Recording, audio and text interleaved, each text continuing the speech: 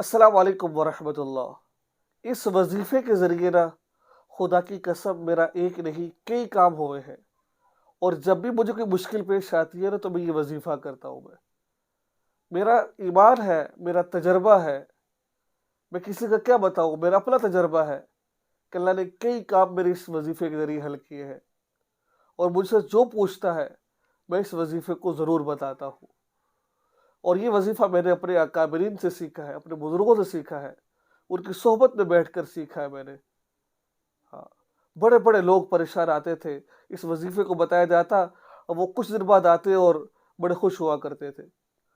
تو اتنا خوبصورت وظیفہ ہے یہ۔ ناظرین، حضرت عبداللہ بن عباس رضی اللہ تعالیٰ عنہ سے مروی ہے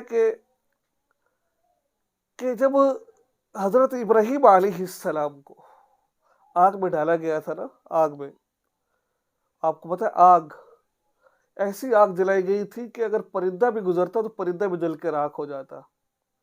تو اس وقت ان کی زبان پر کیا کلمے تھے؟ سورہ سورہ آل عمران آیت نمبر 173، حسبنا اللہ ونعم الوکیل۔ ترجمہ کیا ہے؟ اللہ تعالیٰ ہمارے لیے کافی ہے اور بہترین کار ساز ہے۔ یعنی کہ یہ جملہ ان کی زبان پر تھا، حسبنا اللہ ونعم الوکیل۔ اللہ نے اس آگ کو جس کی کام ہے جلانا، اللہ نے اس کے اندر یہ تاثیر رکھ دی، وہ جلاتی نہیں ہے، وہ آگ ٹھنڈی ہو گئی ہے۔ ٹھیک ہے، تو یہ اور ایک اور جگہ آتا ہے کہ ایک مرتبہ رسول اللہ صلی اللہ علیہ وسلم کے لیے، میں پوری مکمل آپ کو بتاؤں کہ وظیفہ کرنا کیسے آپ نے، آپ صلی اللہ علیہ وسلم کے مقابلے، مسلمانوں کے مقابلے میں ایک فوج تیار کی جا رہی تھی، لوگوں کی نا فوج تیار کی جا رہی تھی۔ تو اس وقت اللہ کے نبی نے اس کلمے کا اہتمام کیا، حسبنا اللہ ونعم الوکیل، حسبنا اللہ ونعم الوکیل۔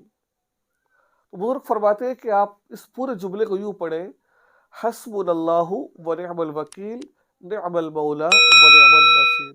یہ پورا جملہ، حسبنا اللہ ونعم الوکیل، نعم المولا ونعم النصیر۔ آپ جس وقت مرضی کر سکتے ہیں، شعبان کے مہینے میں بھی، اس کے علاوہ بھی جب مرضی کر سکتے ہیں آپ، لیکن شعبان کے مہینے میں کریں گے انشاءاللہ شعبان ختم نہ ہونے پائے گا، آپ کا کام بن جائے گا انشاءاللہ۔ 11 دفعہ پہلے درود شریف پڑھنی ہے، 11 دفعہ بعد میں پڑھنی ہے، اور ایک جگہ پر بیٹھ کر حسبنا اللہ ونعم الوکیل نعم المولا اس کو پڑھتے رہیے، روزانہ معمول بنائیں، آپ روزانہ معمول بنائیں انشاءاللہ۔ ایک نہیں، سینکڑوں کی تعداد میں اللہ تعالیٰ آپ کی حاجات کو پورا کر دے گی۔ آپ حیران ہو جائیں گے، کتنے بڑے مشکل کام جو اٹکے ہوئے تھے اللہ نے ان کو حل کر دیا ہے۔ اس وظیفے کا اہتمام کریں، اور اس وظیفے کو میں نے آپ کو بتایا، دعا میں یاد رکھیں، اس کی وجہ سے چینل کو سبسکرائب کریں، اور اللہ تعالیٰ ہمارا اس کے لیے نجات کا ذریعہ بنائے اس چیزوں کو۔ السلام علیکم۔